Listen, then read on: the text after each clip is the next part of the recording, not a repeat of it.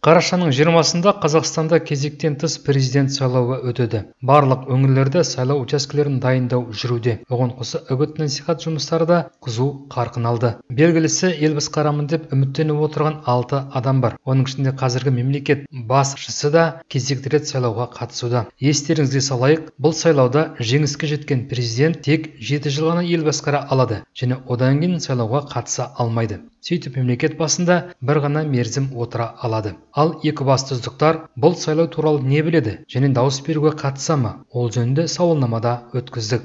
Здравствуйте. Здравствуйте. Пожалуйста, вы знаете, какое мероприятие пройдет 20 числа? Выборы.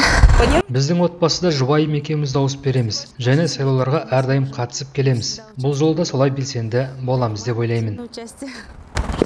Здравствуйте. Здравствуйте. Скажите, пожалуйста, вы знаете, какое мероприятие пройдет 20 числа? Да, выборы президента. Қарашаның 20 күні Қазақстан президентін сайлау күні. Дауыс беруге қатысамыз. Әрине сайлауға қатыспау әркімнің өз қалауы. Ал өзім міндетті түрде барамын. Президент сайлауына барып қатысамын. Өйткені әркім өзінің азаматтық пікірін білдіріп дауыс берулері керек. Біз өзіміздің болашағымыз үшін дауыс береміз.